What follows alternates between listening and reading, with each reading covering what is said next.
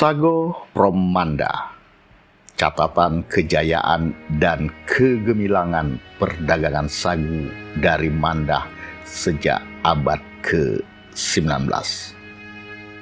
Sago from Manda, 3 kata dalam bahasa Inggris dikutip dari surat kabar Singapore Chronicle and Commercial Register yang terbit di Singapura pada 31 Mei tahun 1832. Tulisan Sago from Manda atau Sagu, Metro Silon Sagu dari Manda yang tertera pada surat kabar pertama yang terbit mingguan, memuat informasi tentang kedatangan perahu dagang atau native craft dari negeri Manda yang membawa sagu mentah atau raw sago ke bandar Singapura.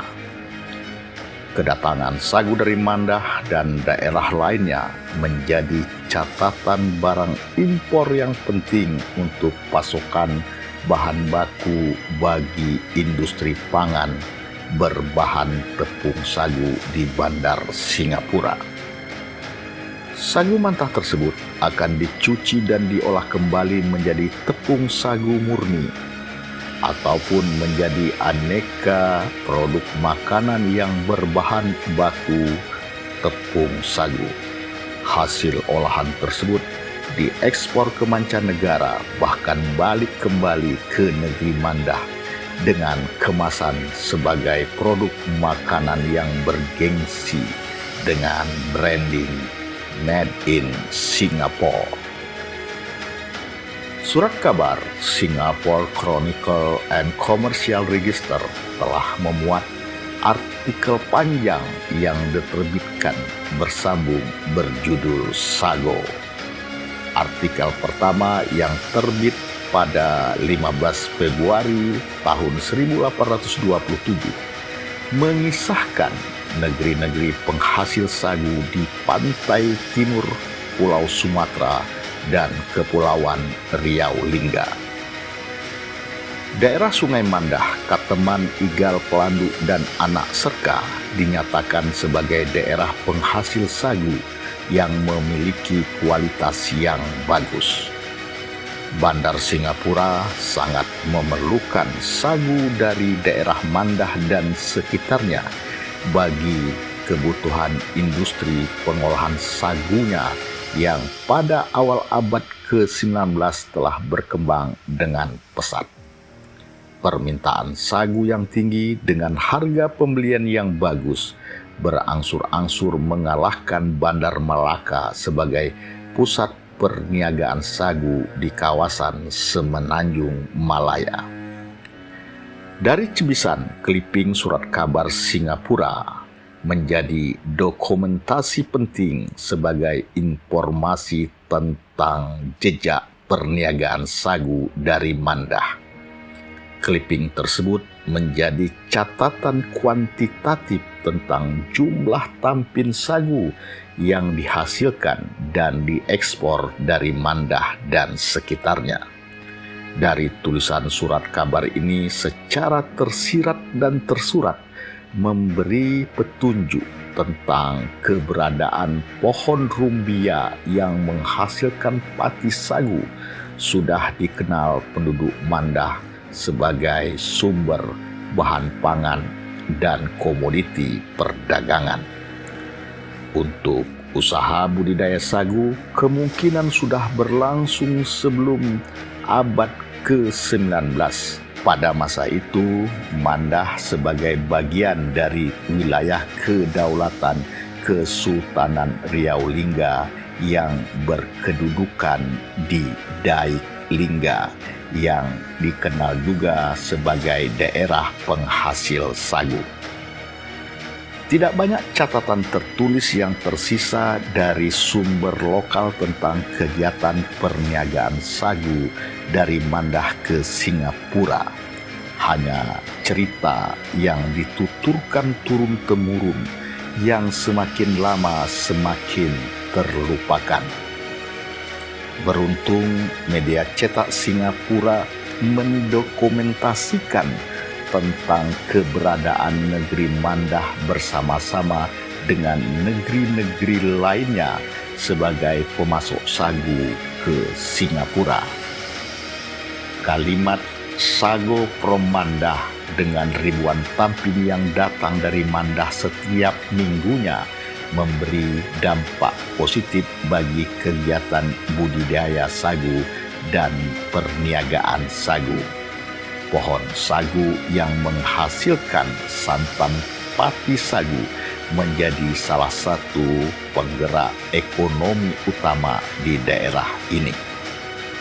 Penduduk Mandah membudidayakan tanaman rumbia atau sagu telah pula menjadi salah satu tugas pokok bagi seorang amir selaku kepala administrasi pemerintahan di Kesultanan Riau Lingga di Mandah. Di dalam buku yang berjudul Kerajaan Johor Riau yang ditulis Abdul Samad Ahmad yang terbit pada tahun 1985 memuat tentang aturan Amir Mandah dan Igal tahun 1311 Hijriah atau tahun 1894 Masehi. Dalam bab Al-Amar pada pasal 2 berbunyi, hendaklah diperintahkan tiap-tiap yang kuasa mengerjakan perusahaan kehidupan seperti memperbuat kebun dan memarut sagu. Sekira-kira jangan diberikan kelapangan waktu untuk berbuat maksiat. Perintah ini mengandung maksud bahwa sagu menjadi tanaman budidaya dan sumber pangan bagi penduduk Mandah yang harus diusahakan dengan sungguh-sungguh. Pada masa itu hingga kini pohon rumbia jenis Bemban merupakan jenis yang paling banyak dibudidayakan. Rumbia Bemban yang batang sagunya tidak berduri memiliki pati sagu yang berlimpah dan mudah dibudidayakan. Jenis rumbia Bemban sangat tahan dari gempuran intrusi pasang naik air laut karena wilayah daratan Mandah berada di area pesisir pantai. Serangkaian kata tentang keberadaan Mandah dan perdagangan sagunya termuat pula di dalam ensiklopedi Pan-Nederland Indi Tweedrop yang terbit di Batavia pada tahun 1918.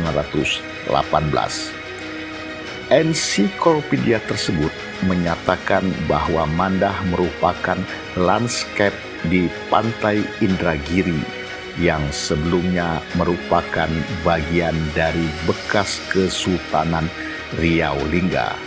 Sekarang bersama dengan Gaung membentuk sebuah distrik bagian dari Afdeling Indragiri. Keresidenan Riau beserta daerah takluknya.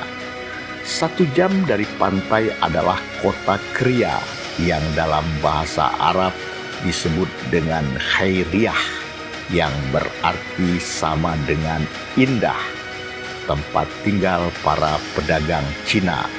Sedikit lebih jauh adalah Kampung Melayu, tempat tinggal kepala distrik atau amir. Kantor Bea Cukai terletak di muara Sungai Mandah. Kuala Mandah terdapat perdagangan sagu yang cukup ramai.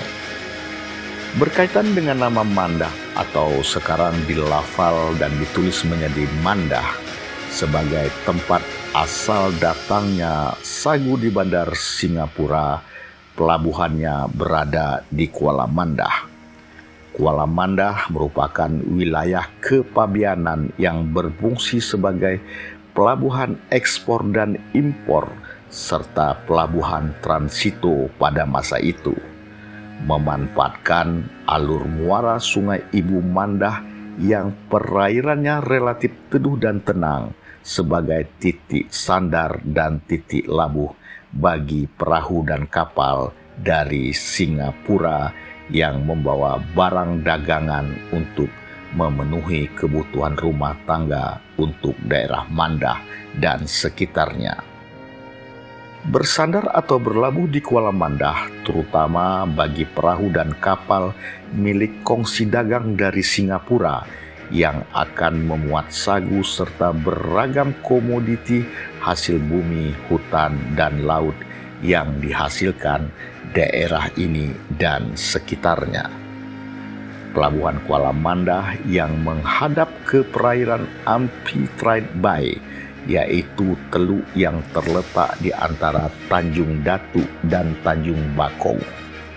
Teluk ini menjadi pintu gerbang untuk keluar masuk perahu dan kapal menuju muara Sungai Ibu Mandah, Anak Mandah, Igal, Pelandu, Batang Tumu, Gaung, Anak Serka, dan daerah muara sungai Batang, Tuaka, dan Indragiri. Perniagaan sagu di Kuala Mandah umumnya dilakukan oleh para peniaga dari suku bangsa Tionghoa yang telah menjadi pembeli pengumpul sebelum diekspor langsung ke Singapura. Monopoli perniagaan sagu telah menjadi hak istimewa yang dikuasai oleh para peniaga suku bangsa Tionghoa. Dengan menggunakan perahu layar bertiang tunggal dan ganda, dengan bertampin-tampin tembung sagu yang basah maupun yang kering, serta sagu rendang atau sagu mutiara, pir sagu diangkut ke Singapura. Pada awal abad ke-20, maskapai pelayaran laut milik swasta Hindia Belanda, Koninklijk Paketvaart Maskapai atau KPM, melayani jasa pelayaran angkutan barang dan penumpang secara reguler di wilayah ini. Maskapai pelayaran yang disubsidi oleh pemerintah Hindia Belanda menjadikan pelabuhan Kuala Mandah sebagai salah satu titik singgah dan titik labuh selain Kuala Gaung dan Perigi Raja yang berada di Teluk Amphitrite. Kapal-kapal besi milik KPM antara lain dengan nama lambung Lauren Pitt, Kumai Mafia, dan lain sebagainya memiliki kapasitas angkut hingga 400 ton. Kapal-kapal tersebut menyediakan ruang kargo untuk mengangkut sagu setiap minggu secara rutin dan terjadwal pulang pergi menuju Bandar Singapura. Saat ini pelabuhan di Kuala Mandah sunyi sepi tanpa penghuni. Deburan ombak senantiasa menghempas di kala air pasang. Hanya tersisa tongkat kantor dan tongkat rumah serta bak air peninggalan Duano Pos Netherlands Indi yang terbuat dari adukan semen, pasir, dan batu. Sisa tapak bangunan itu menjadi saksi bisu bahwa Sago Prom Mandah telah mengembara di berbagai negara dan belahan dunia. Kejayaan yang telah mulai terlupakan. Kegemilangan yang semakin buram dimakan waktu. Padahal Sago Prom Mandah telah menjadikan Kuala Mandah sebagai bagian dari jalur pelayaran maritim Nusantara. Pelabuhan laut dan perniagaan sagu dari Kuala Mandah adalah secebis kisah dari jalur rempah di pesisir timur Pulau Sumatera yang terabaikan.